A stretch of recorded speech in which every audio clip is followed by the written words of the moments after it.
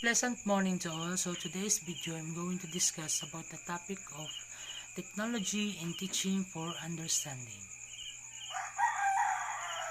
When the curriculum design framework Understanding by Design, or popularly known as UBD, was introduced by Grant Wiggins and Jay McKay in 2012, they mainly focus on this term, understanding.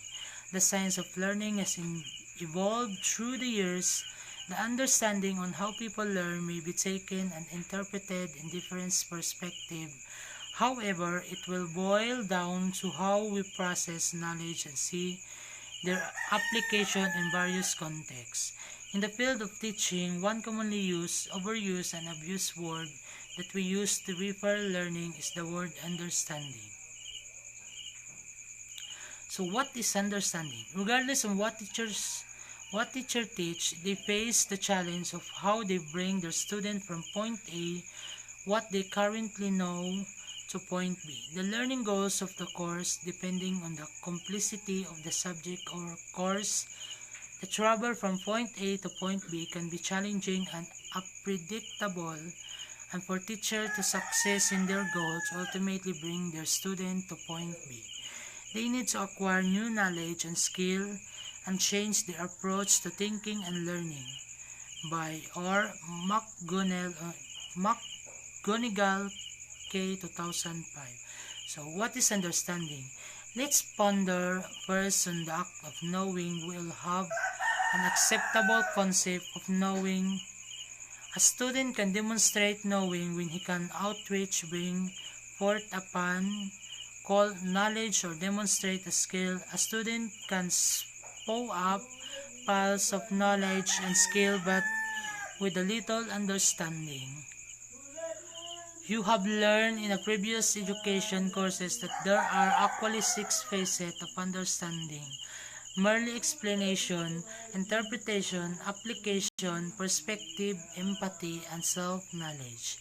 These 6 facets assure teachers that if the student can perform or demonstrate any of these facets, then they assume that the student understands. But the true meaning of understanding requires more than demonstrating these 6 facets of understanding. A group of professors at Harvard Graduate School of Education headed by David Perkins examined and looked into the practice of their colleagues to formulate the concept of understanding, which they call performances perspective. It reflects the general philosophy of constructivism, or Duffy and Jonassen in 1962. In 1992, another principle of learning, this performance perspective helps to simplify the concept of understanding, what learning for understanding involves, and how to teach for understanding. Most learning activities in classroom today are not performances of understanding because the focus on knowledge and routine skills building. While knowledge and skill are important, however, if they are not understood by the student, then they are of no use. In brief review, the concept of understanding in terms of performances. In other words, a student can show his understanding of something in doing a range of performances about the lesson or the topic, such as predicting and engaging in thought-demanding activities. So learning with understanding means that the learners spend more time in activities that require the generalized, cite new example, and carry them out through application. And in other understanding performances, Perkins in 1993. So, how is teaching for understanding different from traditional instruction? So here is the figure below on traditional teaching and teaching for understanding. Knowledge is product, and for teaching understanding, understanding is process. Teaching is transmission and teaching is cultivation. Learning is reception and learning is contracting. Student absorb and repeat. Student think, apply, create, and critique. Exam test knowledge acquisition. Exam assess and promote expertise. School supports instruction, not learning for understanding. School are communities of inquiry. The teaching for understanding paradigm is anchored on several learning philosophies and teaching principles such as the multiple intelligence theory of Howard Gardner, which we have partly discussed in the previous lesson. This multiple intelligence that good teaching must draw out the performances capability of each and every student. It is also reflect the basic tenets of the theory of constructivism, and knowledge is constructed, not transmitted. Learning is a social dialogical process. Students equate learning with creating meaning from experience and using interactive strategies in engaging students in solving real problems. In summary, we can view teaching for understanding with multiple of performances students demonstrate to show understanding. Teachers should be good at cultivating this performance. Technology in teaching for understanding. The new emerging technologies of instruction strongly support the paradigm of teaching for understanding. In the previous lesson, you have learned the 5 categories of instructional software, web-based instructions, and all about online learning. When you teach for understanding using technology, your goal is to provide learning opportunities for students to engage in creative thinking and meaning-making that will ultimately result to performances of understanding.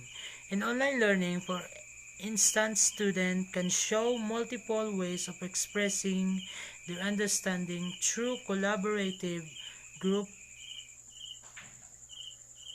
activities, communicating and sharing their learning outputs, posting and expressing their thoughts and reaction on given topic, and designing and developing multimedia projects as performances of understanding. Some of these learning opportunities may not be feasible in a traditional classroom-based instructions. Technology has its unique capability and feature that highly support teaching for understanding. It offers limited opportunities for students to express and demonstrate the progression of their performances that measure an understanding. Use of educational game is another classic example that show progress in performance because of its trial and error treatment. As users solving and thereby show a certain degree of improvement in their performances. However, not all these performances guarantee understanding on part of the student. Hence, there is a need to develop a set of criteria to measure student work performances are evaluated. Learning by doing has come condition for success than teaching by telling, says, with Professor in Learning Technologies on Christopher Didi as cited in Nguyen on 2015. This tenet has guided his decades on work in developing virtual and augmented realities for science students. His recent collaborator, Associate Professor of Education, Tina Gretzer, took more time to warm simulation. With her background in cognitive science, Gretzer came to appreciate the pedagogical value of virtual environment due to particular interest in how learners reason and about complex causality or Nguyen in 2015. Technology will continue to serve as catalytic agent of change as teaching and learning paradigms continue to evolve and to technologies of instruction. Teachers of the 21st century should strike a balance between pedagogy and technology.